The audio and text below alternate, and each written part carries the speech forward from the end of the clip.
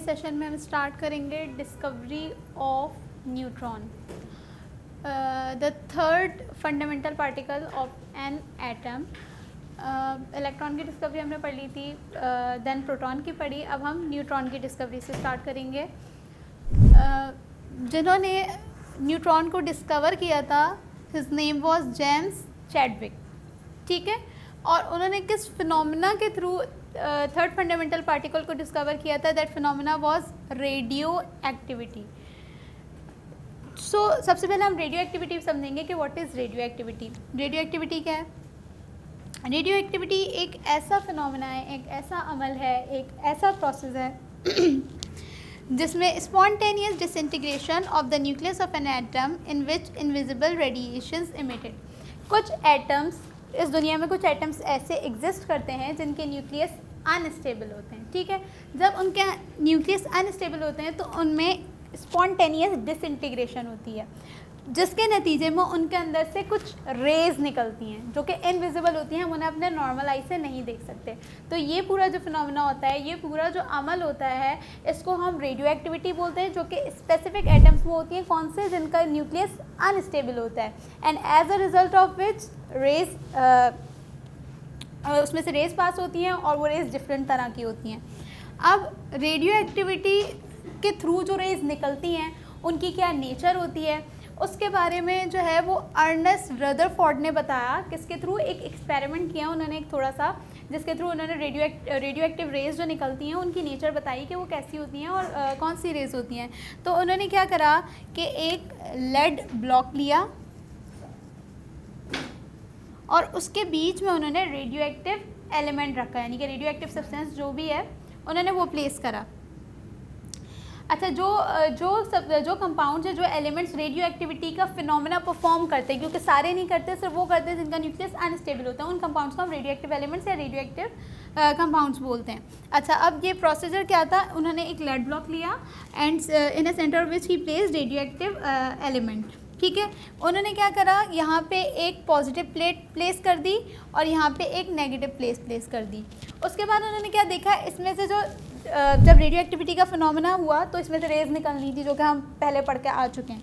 तो जब उन्होंने लेकिन उन रेज के लिए क्या करा, उन्होंने एक फील्ड प्रोड्यूस कर ली, इलेक्ट्रिक फील्ड, एक नेगेटिव प्लेट के साथ, एक पॉजिटिव प्लेट के साथ। तो उन्होंने क्या देखा कि जब रेज निकली तो उनमें से हर रे जो है अलग डायरेक्शन में निकल लिया। अब उन्होंने क्या देखा, कुछ रेज जो थी वो इलेक्ट्रिक फील्ड की पॉजिटिव प्लेट की तरफ डिफ्लेक्ट हो रही हैं, उन्होंने एक चीज़ ये देखी।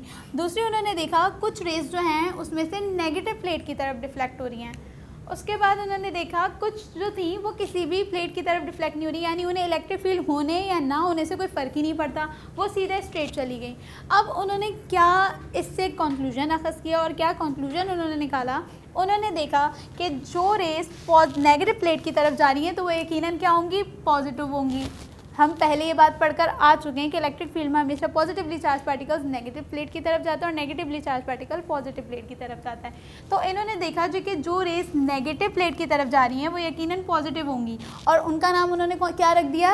Alpha race.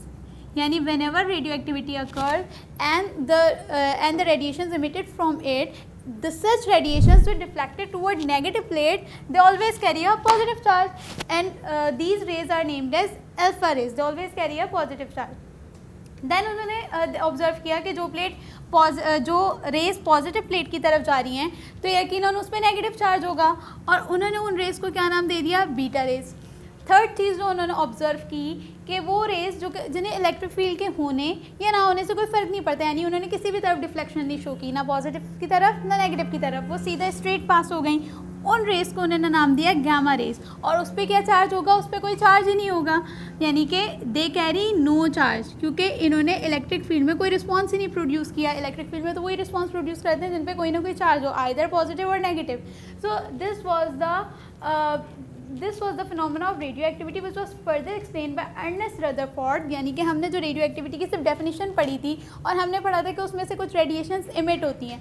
अब उन रेडिएशंस का नेचर जानने की जिसको क्यूरियोसिटी थी वो अर्नेस्ट रदरफोर्ड थे। उन्होंने एक्सपेरिमेंट परफॉर्म किया जिसके थ्रू वो इस कंक्लूजन पे पहुँचे कि इसमें से 3 तरीके की रेस निकलती हैं और उनके नाम भी उन्होंने अल्फ़ा बीटा गामा से दिए रिस्पेक्टिवली.